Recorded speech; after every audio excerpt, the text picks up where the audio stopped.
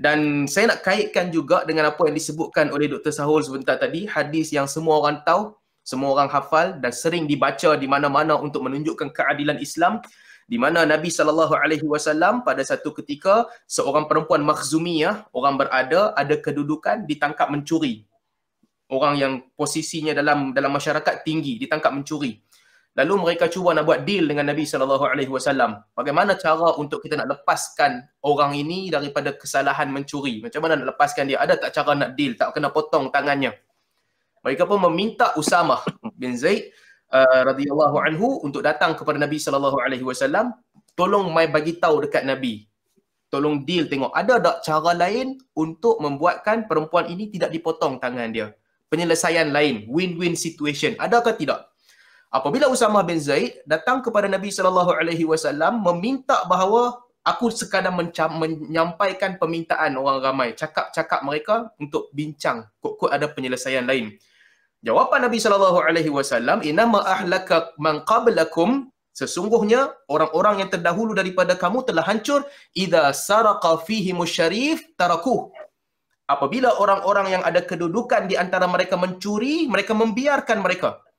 "Idza saraqa fihim ad-dha'if aqamu alaih", apabila orang-orang yang ada kedudukan yang lemah mencuri, maka mereka akan jalankan hudud ke atas orang yang lemah ini. Dan kemudian itu kata Nabi SAW, sebagaimana hadis yang dibaca oleh Dr. Sahul tadi, "Wallahi, demi Allah, law anna Fatimah binti Muhammad saraqat laqata'tu yadaha." Kalau Fatimah binti Muhammad mencuri, Usamah, ni saya nak letak dalam konteks, aku nak abang kat hang ni Usamah. Usamah orang kesayangan Nabi SAW. Usamah, aku nak abang kat hang, kalau Fatimah pun yang curi, tangan dia pun aku potong. Ini menunjukkan betapa isu yang kedua yang saya nak bawa, undang-undang mesti bersifat adil dan kena pada semua orang. Ini penting, sangat penting. Sebab itu kalau disebut, rakan panel sebutkan tadi, kalau ada orang pernah dihukum kerana membiarkan akaun perdagangannya digunakan oleh orang lain, tak wajar, tak pantas, tak patut kalau Tan Sri Azam Baki tidak dikenakan sebarang hukuman dalam kes ini. Tidak wajar. Lepas tu kata Al-Imam Syafi'i rahimahullah, Al-Imam Syafi'i apabila beliau membahaskan tentang hudud, satu kaedah penting yang disebutkan oleh Al-Imam Syafi'i, tak boleh dalam negara Islam ada dua set criminal law yang berbeza kepada orang Islam dan orang bukan Islam.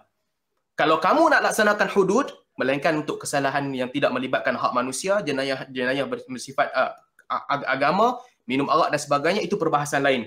Tapi apabila menyebabkan jenayah sesama manusia, mencuri, merompak, membunuh, tak boleh ada two different set of law. Dalam negara Islam, tak boleh ada begitu. Kerana akan hancur masyarakat. Kerana orang akan mempersoalkan, kalau begitu lebih baik jadi kafir. Itu konteksnya di situ. Takut-takut orang yang lemah imannya akan mempersoalkan begitu. Tapi dalam kes orang yang hebat diselamatkan dan dibebaskan, sedangkan orang yang lemah dikenakan hukuman, ini jauh lebih teruk dan jauh lebih berbahaya.